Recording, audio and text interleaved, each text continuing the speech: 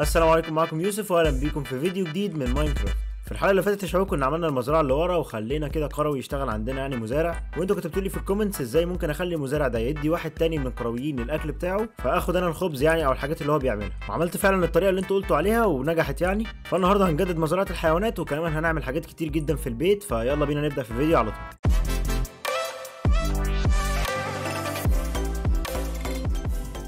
طيب دلوقتي ده يا شباب ده المزارع اللي احنا قلنا له يشتغل عندنا، يعني زي ما انتم شايفين. وبيشتغل يا شباب في الجزء اللي انا حطيت فيه يعني البتاع دي هنا كده، يعني انا نقلتها حطيتها هنا كده وبقى يشتغل في الجزء ده بس، يعني مش بيروح الناحيه اللي هناك خالص. وكمان جبت الراجل الغلبان ده وحطيت له كده هوبر تحته يعني، وتحته كده في شيست، فبينزل حاجات في الشيست عشان انا خليت الانفنتوري بتاعته مليانه. واللي هناك كمان خليت الانفنتوري بتاعته مليانه برده عشان يعني يفضل يدي ده الاكل والاكل ينزل تحت في الصندوق. ويا شباب عملت له بيت هنا، يعني مش فاهم انا ليه، يعني عملت له بيت هنا كويس، جددت البيت بتاعه وعملته كويس، وفي الاخر برده بيروح ينام هناك في بيتي. مش فاهم ليه ومش عارف ليه السبب، يعني زي ما انتم شايفين دلوقتي بالليل ومش عارف هو واقف هنا بيعمل ايه. يعني مش المفروض يروح ينام اصلا يا باشا وقت النوم؟ يعني انت لا شغل ولا نوم ولا اي حاجه ولا مفيش مرتبات الشهر ده خلاص يعني. ومش فاهم بيتك هناك يعني مش رايح تنام فيه ليه؟ مش فاهم. لا افكر اقتله واخلص منه، هو اصلا مش بيفيدني، يعني اصلا بطيء جدا في الشغل ومش بيعمل حاجه، يعني ممكن اقتله واخلص منه. ما علينا يا شباب، انا كنت عايز اوريكم ان انا المكان اللي انا حاطط فيه الحيوانات اللي عندي عايز اطوره واخليه شكله احسن بكتير. يعني زي ما انتم شايفين شكله مش حلو، وكمان صوتهم مزعج يعني وقريب من البيت، فكنت عايز كده اظبطهم واخليهم احسن والمبنى بتاعهم يكون احسن. فخليني دلوقتي اعمل حدود المكان اللي انا هعمله لهم ده بالخشب زي ما انتم شايفين كده. انا عملت حدود البيت هعمله كمان زيهم هنا. وفي زومبي ومع السلامه، انا هخش البيت انام الاول وبعدين نبقى نشوف المواضيع دي كلها.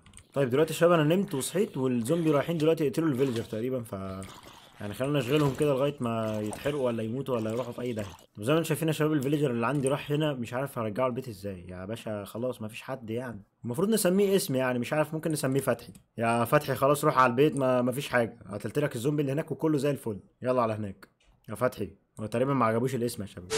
دلوقتي يا شباب هاخد الشافل اللي عندي واعمل كده حدود المكان ده كده بالخشب، يعني زي ما انت هتشوف. 2 hours later. يا شباب الخشب اللي معايا خلص، فهروح اجمع دلوقتي خشب كتير، لان الموضوع اللي احنا هنعمله ده محتاج خشب كتير جدا يعني. فهروح اجمع كده شويه خشب، وكمان عايز خشب من اللي هو البني الغامق، فهدور عليه يعني واجمعه وبعد كده ارجع لكم تاني. يا شباب بعد يوم طويل جدا جمعت لي خشب يعني من البني الغامق ده 54، ولقيته بالعافيه اصلا. جمعت لي ستاك كامل من الخشب العادي، وصاحبنا ده واقف من ساعتها مش راضي يتحرك من هنا، مش فاهم ليه، يعني ماله زعلان ليه مش عارف. خليني بس يا شباب انام هنا كده في اي مكان عشان الوحوش ماليه البيت اصلا. فهنام كده هنا على السرير دوت، وبعدين لما اصحى تاني يوم نبقى نروح نكمل يعني الشغل اللي احنا بنعمله دلوقتي. يا شباب خلصت المكان كله وخليته كله كده متحوط بالخشب وخليته يعني محاذاه البيت بالظبط. ودلوقتي جه دور بقى ان احنا نبني المبنى فوق المكان ده، يعني مش عايزين اصلا الخرفان والبقر دول يطلعوا من مكانهم، فيلا بينا كده نشوف هنعمل ايه.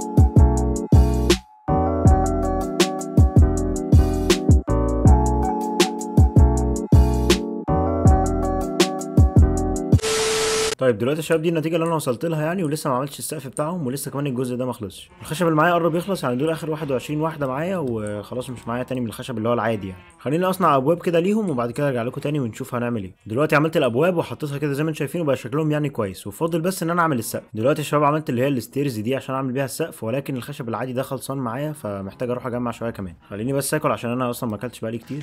ودلوقتي خليني اروح اجمع الخشب وبعدين ارجع لكم تاني ونشوف هنعمل السقف ازاي. جمعت دلوقتي الخشب يا شباب وخلينا دلوقتي نكمل، بس هنعمل الاول يعني عشان الليل بدأ يجي، وبعدين نكمل تاني يوم. هو ده اللي بتكلم فيه، يعني كل ما اجي انام الاقي نايم مكاني، مش فاهم ليه. طب ما تروح تنام هناك يعني اقرب لك واحسن لك، لا بينام هنا، مش فاهم ليه يعني. يا شباب والله هقومه يعني، قوم كده خلينا انام انا، ما ينفعش انت تنام مكاني يعني.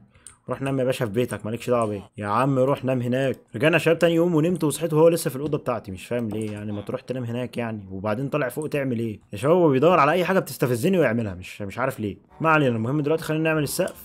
2000 years later.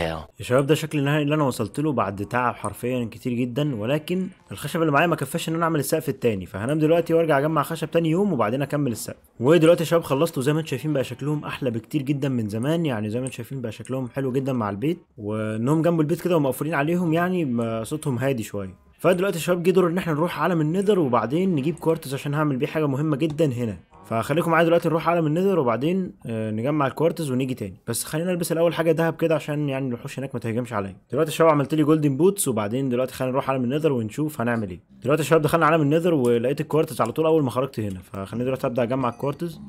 جمعت لي شويه حلوين يا شباب وفي شويه كمان هناك، خلينا اجمعهم دلوقتي. هجمع يعني عدد كويس وبعدين ارجع تاني البيت واوريكم هعمل ايه. الحاجه يا شباب اللي انا كنت عايز اعملها بعد ما جمعت الكوارتز يعني ان انا هعمل مسبح هنا او بول يعني قدام البيت، هخليه موجود هنا. فدلوقتي خلينا نحدد كده مكان المسبح بالخشب، يعني زي ما بنحدد كل مكان هنحدد كمان مكان المسبح بالخشب كده وبعدين نبتدي نعمله. دلوقتي يا شباب بعد ما حددت المكان كده بالخشب خليني دلوقتي اعمل المسبح. The next day. ودلوقتي يا شباب بعد شغل كتير جدا خلصت وعايز اوريكم النتيجه النهائيه، وهي دي زي ما انتم شايفين. عملت حمام سباحه كبير جدا وعملت كمان الارضيه منه من الكوارتز، يعني جمعت كوارتز اصلا كتير جدا، بقالي تقريبا يومين قاعد في النذر بجمع كوارتز. فعملت المسبح ده يا شباب وعملت كمان حظيره الحيوانات اللي موجوده هناك. وكده مش باين غير ان احنا يعني نعمل شويه شجر هنا وشويه زرع وكده يعني، وكده خلاص البيت ده مش هنعدل فيه اي حاجه تانية، هيبقى كده زي الفل يعني. والزومبي ده مش عارف عايز مني ايه. بس اللي يعرف مشكله فتحي ما بينامش في السرير بتاعه ليه يقول لي، يعني يا ريت حد يقول لي عشان بس ينام في السرير بتاعه ما يقعدش يقرفني كده. شباب فتحي عمال يشتغل هنا دلوقتي ومش عارف التاني ده ما بقاش مزارع ليه. انا شلت الكمبوستر بتاعته لما لقيته ما بقاش مزارع اصلا، بس مش مهم. هو دلوقتي المهم ان فتحي بيديله الحاجات واحنا ننزل ناخدها من تحت. والله هو فتحي راجل محترم بس لو ينام مكانه يعني. فده يا شباب دلوقتي بقى حمام السباحه بتاعنا، وده كمان بقى البيت بتاعنا والحظيره بتاعه الحيوانات موجوده هناك. وبكده نكون عملنا شغل حلو جدا في البيت وظبطنا كل